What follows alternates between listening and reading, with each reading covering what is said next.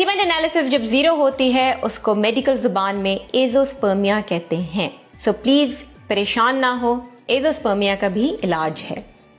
Azoospermia का मतलब है सीमन में 0 सैंपल है, कोई स्पर्म नहीं है। एजोस्पर्मिया की 2 वजूहात होती हैं, या तो वो रास्ता ही बंद है जिससे स्पर्म बाहर निकले, या फिर मेल की बॉडी में स्पर्म बनाने का हार्मोन ही खत्म हो चुका है। इन दोनों को आइडेंटिफाई करने के लिए जरूरी है कि आप डॉक्टर के पास जाओ।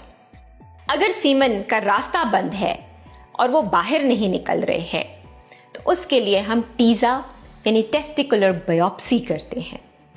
टेस्टिकुलर बायोप्सी एक बहुत आसान सा प्रोसीजर है, मेल सेंटर में आता है, उसको हम जर्नल एनेस्थीसिया देते हैं और सुई के जरिए, सिरिंज नीडल के जरिए उनके स्पर्म्स निकाले जाते हैं और साथ ही लैब में माइक्रोस्कोप के नीचे देखा जाता है कि क्या सिरिंज से यानी इंजेक्शन से उसके स्पर्म्स निकले हैं कि नहीं।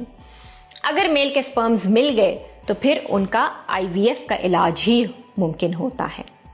लेकिन लेट्स से कि अगर उनको नॉन ऑब्स्ट्रक्टिव एजोस्पर्मिया है, यानी जिस्म में वो हार्मोन ही खत्म हो गया है जो स्पर्म बनाए या कम है जो स्पर्म बनाने के लिए दरकार है, तो उनको फिर प्रॉपर यूरोलॉजिस्ट के पास जाने की ज़रूरत है, जहां पर उनको 3 से 6 महीने का इलाज दरकार है और उसके बाद ही हम टीजा यानी टेस्टिकुलर बायोप्सी का प्लान कर सकते हैं।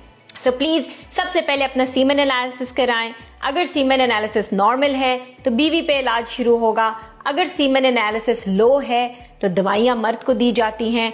अगर सीमेन एनालिसिस 0 है यानी एजोस्पर्मिया है तो फिर हम डिसाइड करते हैं कि उनका टेस्टिकुलर बायोप्सी टीजा हो या उनको 3 से 6 महीने के इंजेक्शंस लगे, and then we make a plan for IVF later in life. If you need more questions about the TISA, azoospermia, low semen analysis, please do not hesitate to contact Life Center, Hamid Latif Hospital.